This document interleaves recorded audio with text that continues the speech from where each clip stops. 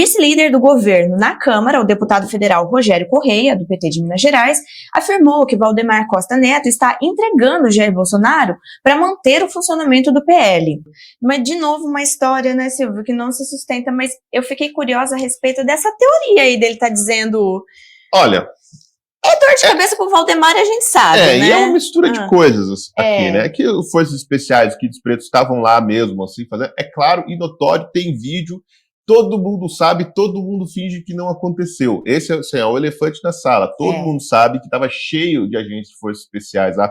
Não só eles, tinha P2 do Distrito Federal, tinha agente do GSI do Lula, e tem outra coisa.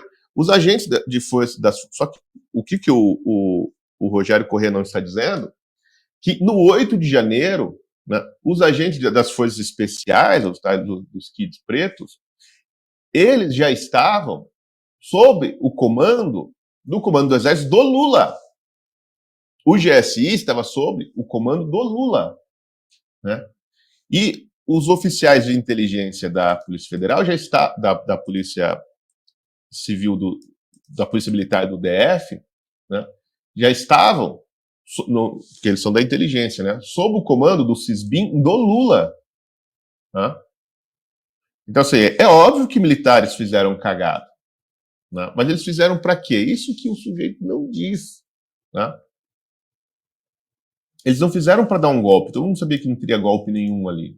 Né? Eles fizeram justamente para jogar a população dentro daquela arapuca. Né? E aí o exército ir lá e prender todo mundo, aparecer como salvador da pátria e chegar com a conta para o Lula. Agora nós queremos jatinho, nós queremos submarino, nós queremos coturno, nós queremos um negócio todo, entendeu? Sobretudo queremos o nosso ministro da Defesa. Né? E a ABIN. É só isso. Né? Veja, todo mundo sabe que é isso que aconteceu. Né? Todo mundo sabe que a participação do Exército no 8 de janeiro foi, sim, infiltração por agentes de forças especiais e agentes de inteligência das Forças Armadas e das polícias para, de fato, induzir as pessoas a fazer o que elas fizeram, né, e depois se venderem como salvadores da pátria e cavar mais dinheiro dentro da burocracia. Veja, é isso que o Exército faz há 100 anos. Né? Foi isso que o Exército fez com o Plano Cohen, foi isso que o Exército fez com o caso das cartas falsas do Arthur Bernardes. Né? Foi isso que o Exército fez com os atentados em São Paulo que produziram um AI-5. Né? Foi isso que o Exército fez no atentado do Rio Centro. O Exército sempre fez isso. O Exército sempre criou factoides, né? Sempre criou falsas revoluções, atentados, etc. Né? Sempre incentivou isso, né? Para depois reprimir e isso justificar a sua força, né? Dar mais força, mais poder, etc. ao Exército e justificar suas ações. Né? Foi, por exemplo, que o GSI fez com o 300, quando eles estavam acampados na praça, né, em Brasília, via Heleno. Tá? E a mesma coisa que o Heleno fez lá, depois o pessoal fez no 8 de janeiro. Né? Isso é uma obviedade. Então, o Rogério Correia está correto. O que eles estão dizendo é que o Exército fez isso sim para beneficiar o PT, o governo. O Exército já dava o governo como dado, né, assim, é um fato. Né, agora, como nós vamos negociar com eles? Vamos dar uma demonstração de força. O país, vamos insuflar o caos do país e nós vamos aparecer como quem pode resolver. E isso vai nos dar um capital político, tá, dentro da burocracia do Estado. E é isso que simplesmente está acontecendo. Né? Todo mundo sabe isso. Né? O pessoal na CPI, mesmo o pessoal lá da direita, todo mundo sabia, só que ninguém quer falar desse assunto, né, no Brasil. Ninguém fala, mas todo mundo sabe que foi isso que aconteceu. Agora, se o Braga Neto está rifando o Bolsonaro ou não, né, para proteger o partido, eu não sei. Porque assim, o que ele está falando é que o Valdemar teria orientado o Mauro Cid a jogar a merda toda em cima do Bolsonaro, tá? Via Braga Neto. Bom, mas o Braga Neto também se deu mal nessa história, né, das delações do Mauro Cid, não no caso aqui do passaporte da Covid, mas, né, no resto ele se deu. E não me parece, assim, o Mauro Cid, por mais traíra que esteja aparecendo, que ele, né, aceitaria orientações do Valdemar da Costa Neto no lugar do Bolsonaro. Então, assim, me parece ser um pouco meio fraco. Além do mais, o PL ele só existe hoje como PL por conta do Bolsonaro. Se o Bolsonaro cair, não sei o que sobra do PL. Né? Agora, que há um plano para foder o PL, tem. A gente falou isso aí quando teve aquela operação, né, a Tempus Veritatis. Né? E ontem, né, saiu essa notícia, que a gente acha que não publicou ainda, mas vou ler aqui da CNN, que é o seguinte: o Ministério Público, junto ao TCU, pede bloqueio de bens do PL por suposta relação com trama golpista.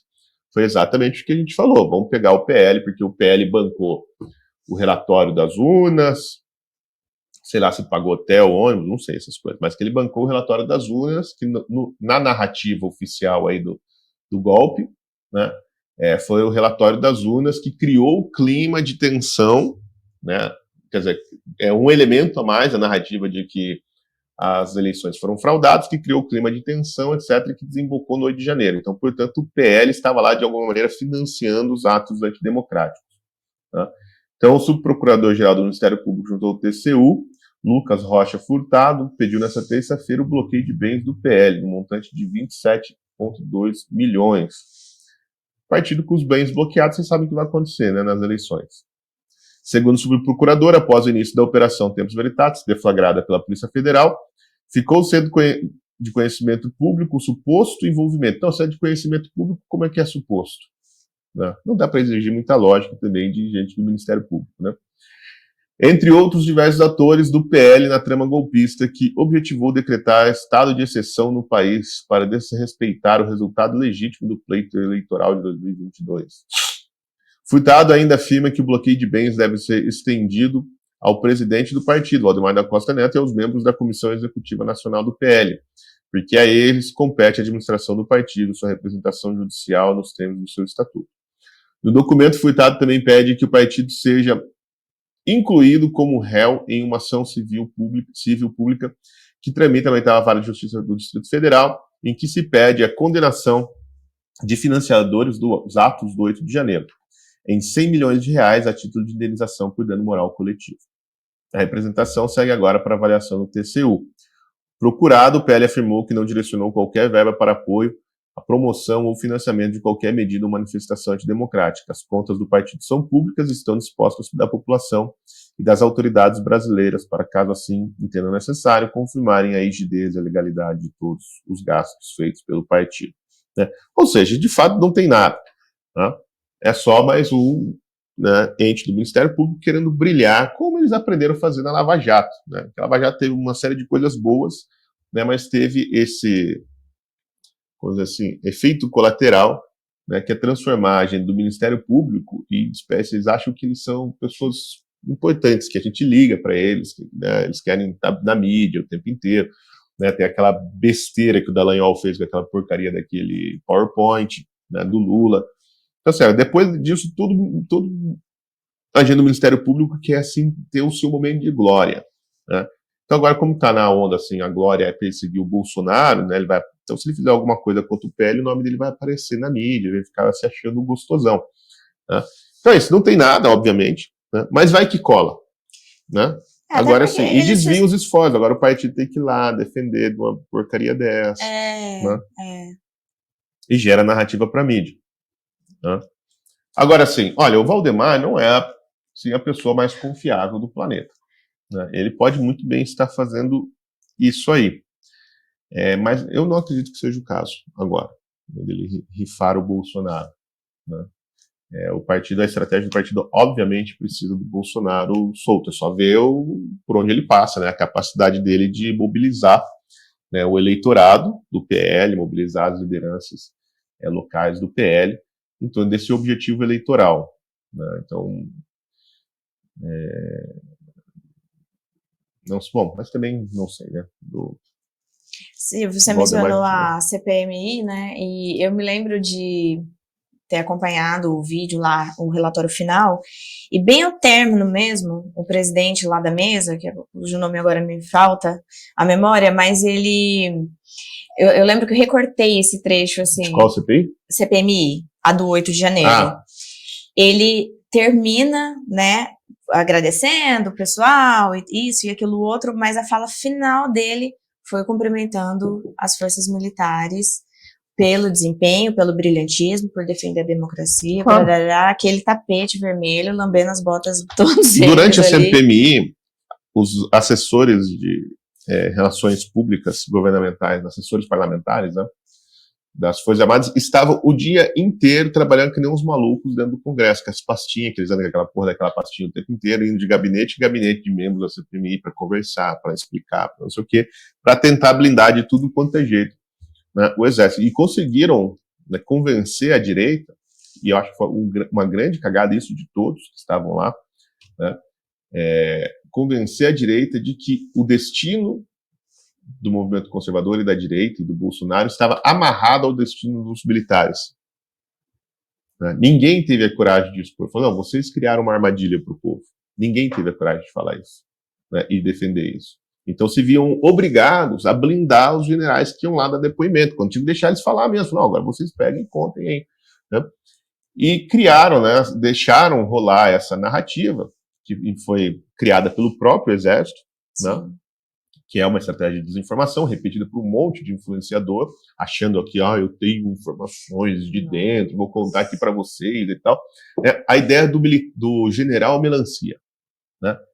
O general melancia, ele é verde por fora, vermelho por dentro. Então o problema todo é que tem meia dúzia de general melancia lá dentro, e esses generais melancias, eles que travaram, né, eles que impediram o movimento de acontecer e tal, e são traidores.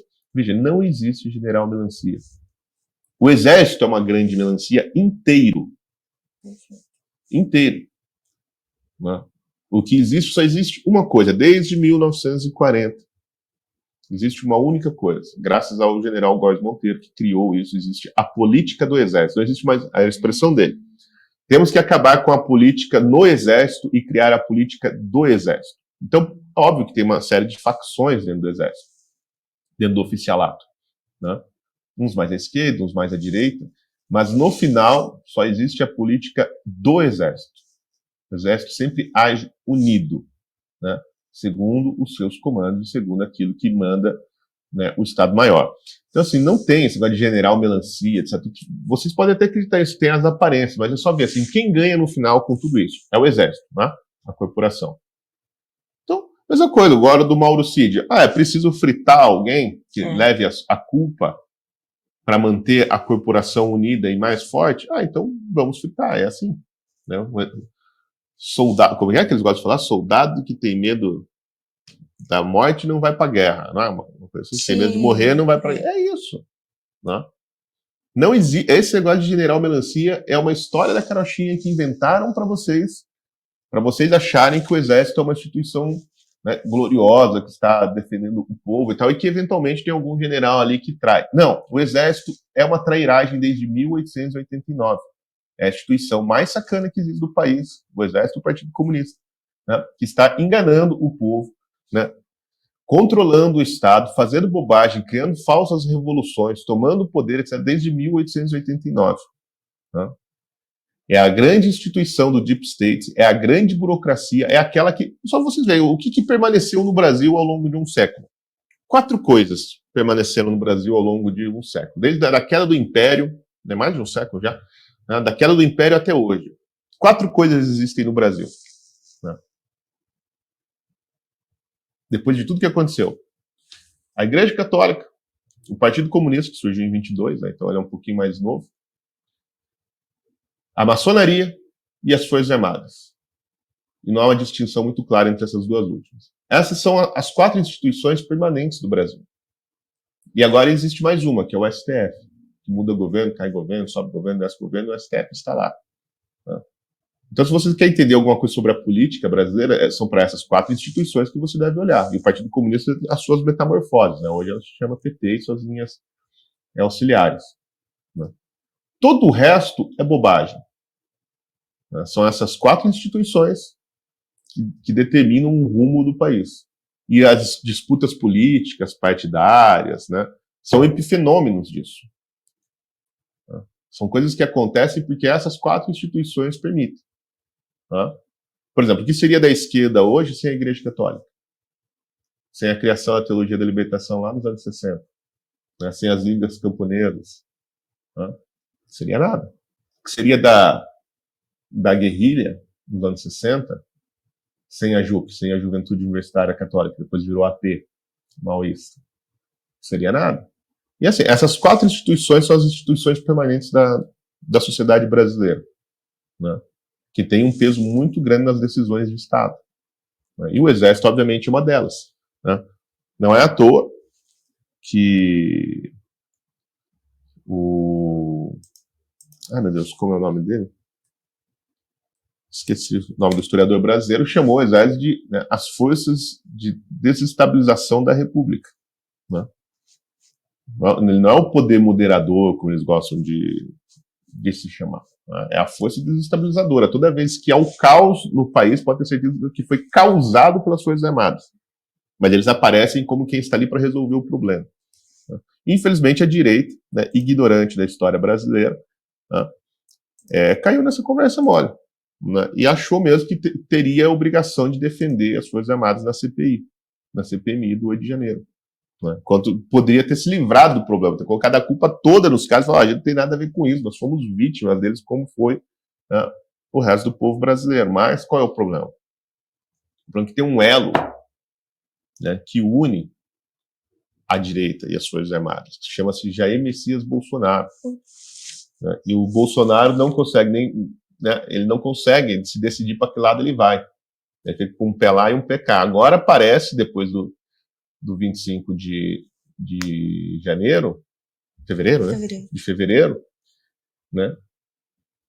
Que ele descolou, né? Pelo menos os evangélicos proibiram a presença de oficiais das Forças Armadas na manifestação. Eles pararam de encher o saco. Nem do Braga Neto a gente ouve falar mais, né? Parece que deram uma descolada, pelo menos publicamente, do Bolsonaro, e me parece que o bolsonarismo caminha para se livrar deste câncer chamado Forças Armadas, dentro do movimento político, né? E que assim seja. Aí pode ser que as pessoas até comecem, sim, a ter alguma possibilidade de futuro, né?